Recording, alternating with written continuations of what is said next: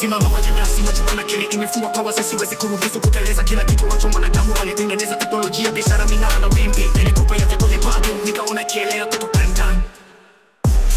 Ilianza kuwa na mifumo, haijawahi kuachiliwa. Mashine zilizonaswa katika uchoyo, mbegu zilizopotea. Lakini jinsi ya kuirejesha kazi ni nini? Ilibidi kuuliza, ilibidi kufunja mask. Weka lengo imefungwa kozi, alifanya kile kitu kufanya kwa nguvu. Akatulia kupumua, akavuta mawazo ili chukua vibao vyangu. Lakini sikuwahi kukamatwa, kisha ilipofya sio kwa moja tu. Dunia nzima hii tunapaswa kukimbia. Dunisha maskini, kupindua sakafu. Walisema hapa wasa kutumba wala lisikuwa mtindo, sio confession. Mimi stresi, fita digital wakati wanafuata maoni. Nini usemwaza chache, aliandika mipango katika tabio pale kujificha. Wakaji wa mikono kwa chuma, kile kazi zaidi kama kujisikia. Zaidi ya miaka 10 nilivunja akili yangu ili tu kuhakikisha kuwa tumaini nilikuwa na mgongo. Nilitoa usingizi, nikatoa mdime kama kila senti, nilisafisha kila mstari. Sasa niko hapa tulivu hapa fina green, nigusa mwisho ili kuangazia kila bacho.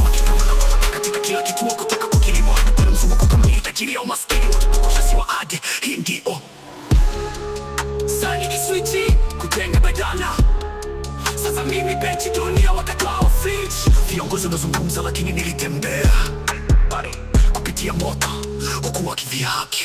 Kuna viwango vya mashetani inawaweka safi, wakati wengine wakifukuza misimu. Nisha machine kubakiwa na kitu wacha kawai kufafanua. Ninabeba mgongo kupitia nafasi na wakati. Mizunguko ya tuchumi iliyopenisha katika mawazo. Mifungo ya huruma waliobariki walisahau. Sio tatu nilitengeneza mapigo ya moyo bila safi kabisa. Kwa hivyo sasa ninainuka, siku haipo kupiga kelele, lakini kutokana na kila kufanya nilioneka katika kaipo. Kwa hivyo sikiliza kwa makini, watakwambia hadithi niliandika miundo, wanakimbiza utukufu, nilijenga mustakabali. Sasa simama nyuma, acha nikuonyeshe ni kiasi gani cha ulimwengu unaweza kuweka benchi.